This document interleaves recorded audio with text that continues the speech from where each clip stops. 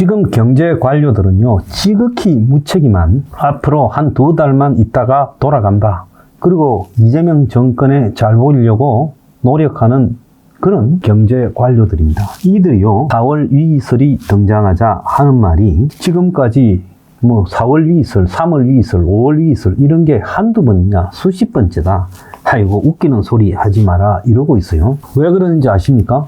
지금 경제 위기를 인정하면 경제 위기를 방치한 자신들의 책임이 나중에 무너지게 되죠. 그러니까 이들은요, 물러날 때까지 터지지 않기만을 바라면서 손수건 떠넘기게 하고, 그래서 나중에 또 다른 관직에 재등장하기를 기대하는 겁니다. 그런데요, 지금 나오는 이야기는 오늘 한국경제보도입니다. 이번에 경제와 관련돼서 뭔가 하나 터지면 그대로 끝이다. 그 다음이 없다는 거예요. 사상 초유의 위기 상황이다.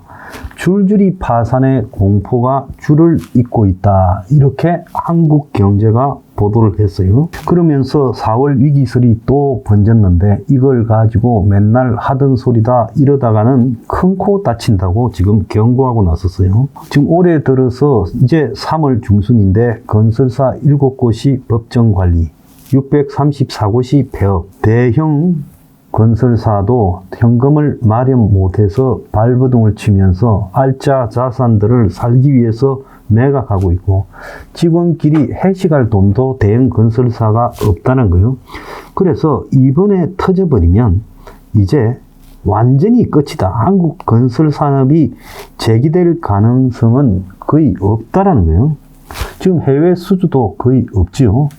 자, 이런 상황에서 중견 건설사들 속에서 도는 이야기가 4월에 건설사가 완전히 줄도산을 하지 않겠지만은 이미 끝이 나서 지금 청명해 주거나 한식해 주거나 하는 식으로 자신들 몇 자리를 파놓고 죽을 날만 기다리고 대충 때우면서 하루하루 넘어가고 있는데, 한 군데서 터져서 연쇄 폭발을 하면 그때는 헤어날 방법이 없다라고 하고 있어요. 그래서 건설발 경제 위기설을 일부에서는 양치기 소년이라고 말하지만은, 지금까지는 그게 양치기 소년이었지만 이번에 이제 터지면 거짓이 아니라 실제로 나타난다는 거예요. 자, 정부는 이걸 갖다가 지금 막을 방법이 없기 때문에 이창용이가 얼마 전에 파산할 건설사는 파산해야 된다 이렇게 말하지요. 그런데 문제는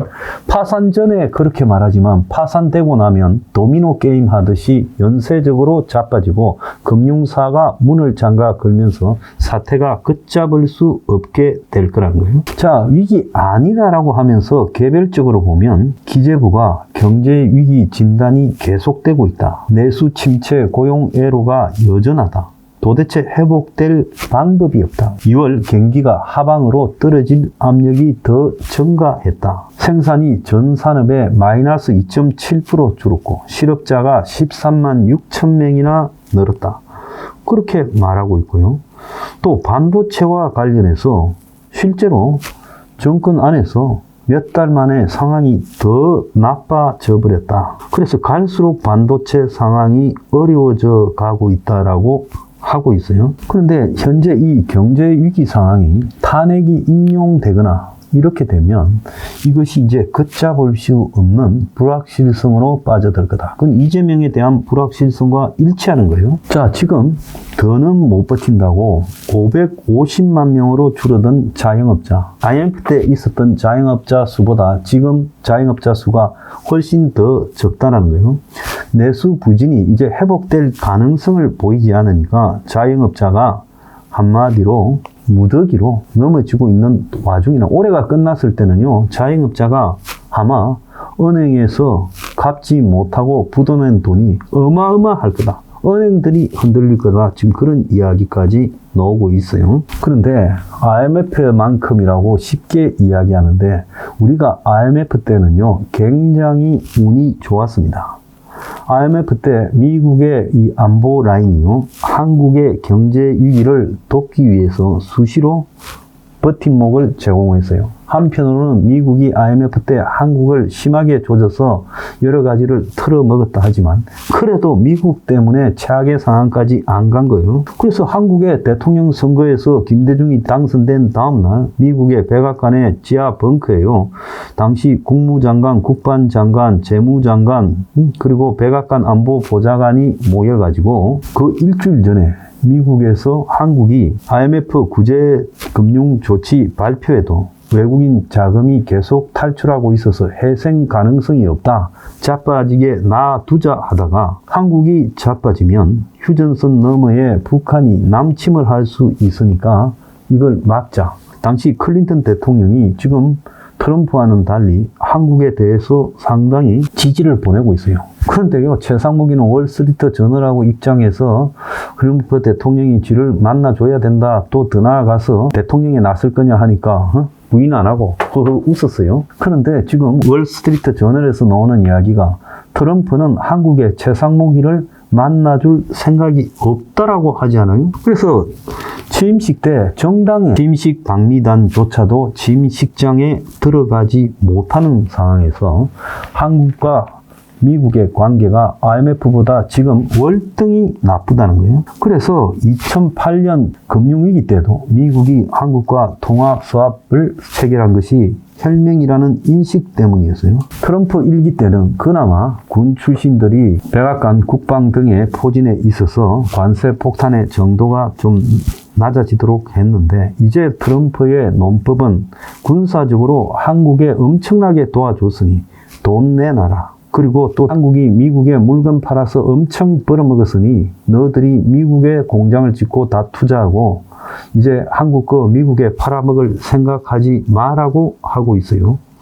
그래서 지금 한국 정부가 똘똘 뭉쳐서 탄핵 사태가 없이 정권이 정상적으로 굴러가도 이 위기를 회복할 가능성이 없는데 지금 한국의 꼬라지가 내전 상태인데 트럼프가 한국을 혐오하는데 한국의 경제 위기가 오면 이제 끝난다는 이유가 IMF와는 차원이 달랐다라는 겁니다. 또요, 경제에서는 톱니 효과라는 게 있어요. 한번 소비 수준이 올라가면 내려오지 않는다는 거예요. 보리밥 먹다가 쌀밥을 먹일 수 있지만은 소득이 줄어도 이제 다시 우리가 보리밥을 먹을 수는 없다라는 겁니다. 자, 그래서 IMF 때 97년 30대 대기업 가운데 17개가 도산했어요. IMF가요, 그리 호락호락한 게 아니었습니다. 실업자가 100만 명이 넘게 새로 생겼고 환율이 달러당 2,000달러에 육박했고 은행의 대출 이자가 9%에 육박했고 그래서 자살하는 사람이 늘렸어요. 가족이 집단 자살. 최근에도 가족 집단 자살이 한 달에도 여러 건 나오고 있지 않습니까? 근데 그때 이제 톱니 효과라는 게 나타났는데 구조조정 정리해고 등으로 실업자가 무더기로 쏟아지고 실업자들이 퇴직금을 받아 놓으면서 수입이 제로가 된 상황에서도 생활비를 단숨에 줄이기 어려웠어요. 400만 원 쓰는 사람이 생활비로 하루아침에 200만 원으로 줄여지겠습니까? 퇴직금을 까먹으면서 다른 직장을 찾았고 퇴직금을 미천으로 식당, 라면집 등을 했죠. 그래서 퇴직금으로 인한 내수 진작 반짝 경기 회복이 있었어요. 그런데 이번에는 어림도 없다는 거예요. 어느 순간에 퇴직금은 중간 정산이 되어서 그 바람에 받아봐야 쥐꼬리고 자영업은 포화 상태라서 자영업을 하겠다고 창업을 할 수도 없어요. 그래서 자영업자가 전부 빚더미로 죽어가는데 새로 이제 퇴직하면서 돈 받아와가지고 아니면 적금 깨가지고 자영업 할 수도 없고 국민 전체가 가계부채가 2,000조에 달할 만큼 빚더미에 올라가 있고 이미 취업도 못하고 쉬었던 사람이 250만 명 작년에 육박하고 있어요. 그런데 거기에 지금 14만 6천 명의 실업자가 또 가해지고 있어요. 그래서 경기가 이제 IMF 때는 확 빠졌다가 기저효 효과 때문에 한 2000년쯤 되어서 거의 회복되어 가고 있었어요. 그런데 이제 끝없이 내리막으로 가고 있고 성장이 1%가 될까 말까 하고 트럼프의 폭탄이 기다리고 기업이 안팎의 악재들을 연속으로 맞고 있고 그래서 기업들 97%가 이거 지금 큰일 났다. IMF 때 수준으로 지금 떨어질 거라고 하고 있어요. 자, 그런데 여기에 더해가지고 지금 정치판은 이제 탄핵판으로 전 국민 싸움질을 하고 있고, 그래서 이번에 비극이 오면요, IMF 때 비극은 비극도 아니다는 겁니다.